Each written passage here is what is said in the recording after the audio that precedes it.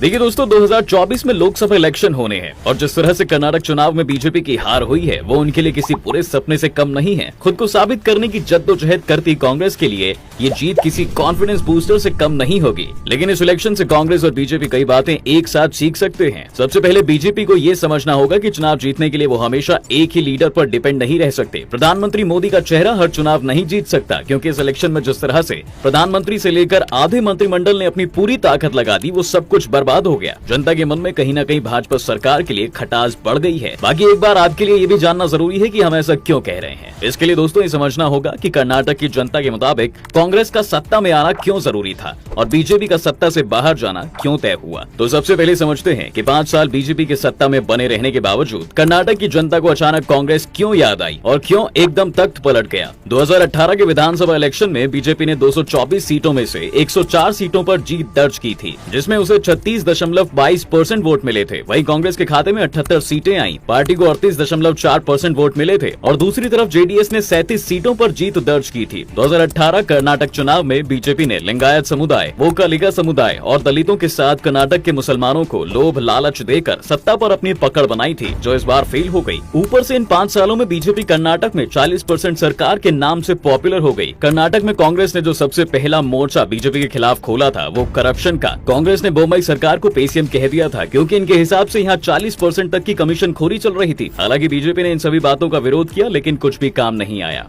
Promises दोस्तों, बात अगर कर्नाटक की जनता के लिए कांग्रेस के वादों की करें तो सबसे पहले इसमें कांग्रेस ने 5 वादों की गारंटी दी और इन गारंटियों के बारे में अपने हर चुनावी कैंपेन में आम लोगों को बताया। इसमें कांग्रेस ने कहा कि अगर कर्नाटक में कांग्रेस की सरकार बनती है तो गृह ज्योति योजना के तहत यहाँ की जनता को 200 यूनिट तक बिजली फ्री दी जाएगी। गृह लक्ष्मी योजना के तहत परिवार चलाने वाली महिलाओं को हर महीने 2000 रूपए दिए जाएंगे। यहाँ तक कि कर्नाटक में हर महिला को फ्री बस सर्विस भी दी जाएगी। वहीं बात अगर यूथ के बारे में की जाए तो इनके लिए भी ग्रेजुएट स्टूडेंट्स के लिए 3000 रूपए हर महीने स्कॉलरशिप के तौर पर दिए जाएंगे और जो स्टूडेंट्स डिप्लोमा होल्डर्स हैं उन्हें 1500 रूपए हर महीने सरकार देगी। इस बार कांग्रेस ने अन्न भाग्य योजना के तहत बीपीएल परिवारों को भूखा ना सोने का वादा भी कर दिया है। इसमें कांग्रेस सरकार हर महीने 10 किलो चावल परिवार के हर सदस्य को देगी। अब जरा आप ही सोच कर देखिए, जहाँ सरकार अपनी जनता का इतना ख्याल रखने के बारे में सोच रही है तो जनता अपनी सरकार के बारे में क्यों ना सोचे। यही वजह है कि चुनाव में किया गया कांग्रेस का हर वादा उसके वोट में बदल गया, जिसका असर रिजल्ट पर साफ दिख रहा है। वो अलग बात है कि जब कांग्रेस अपने वादों का बखान कर रही थी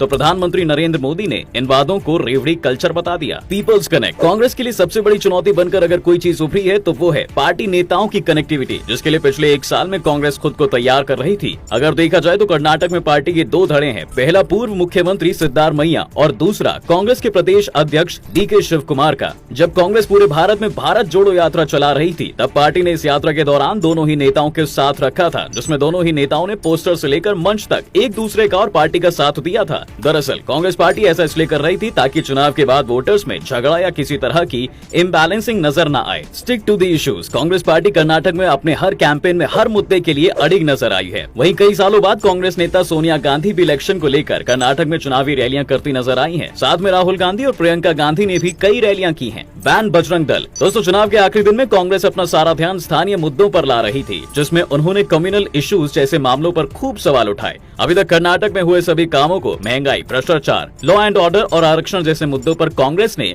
खूब सवाल उठाए। यहाँ तक कि पार्टी ने कास्ट सेंसस तक का वादा कर डाला और इसके साथ ही केंद्र सरकार को निशाने पर ला दिया। यही कांग्रेस ने पीएफआई और बजरंग दल को बैन करने का वादा कर दिया। इस बात पर बीजेपी भड़की जरूर, लेकिन कांग्रेस ने इसका भी इंतजाम किया हुआ था। कांग्रेस ने पूरे राज्य में जगह जगह हनुमान मंदिर बनाने का भी वादा कर दिया। अब बीजेपी हारी क्यों, ये भी जान लीजिए। दोस्तों, असल में इस पार्टी की हार की सबसे बड़ी वजह है मजबूत चेहरा न होना। बीजेपी ने भले ही बसवा राव को कर्नाटक में मुख्यमंत्री पद की कमान थमा दी थी, लेकिन उनकी एक्टिविटी इस पद के लिहाज से जरा कम दिखने को मिली। दूसरी वजह है भ्रष्टाचार। कांग्रेस ने बीजेपी को 40% सरकार का टाइटल दिया और पेसीएम का एजेंडा भी किया, जो धीरे धीरे बड़ा मुद्दा बनता चला गया। इसका नतीजा ये रहा कि किसी बीजेपी के मंत्री को इस्तीफा देना पड़ा तो किसी को जेल भी जाना पड़ा और इसी वजह से पार्टी की बदनामी हो गई। तीसरी वजह है वोट बैंक का बिगड़ना। दोस्तों, कर्नाटक की राजनीति का पलड़ा बीजेपी संभाल नहीं पाई। वो न ही अपने कोर वोट बैंक लिंगायत समुदाय को अपने साथ रख पाई और न ही दलित। आदिवासी, ओबीसी और वोकलिंगा समुदाय का ही दिल जीत पाई। ये वही नाम है दोस्तों जिनके दम पर बीजेपी ने 2018 में चुनाव में अपनी जगह बनाई थी। चौथी वजह है धर्मों का निशाना बनाना।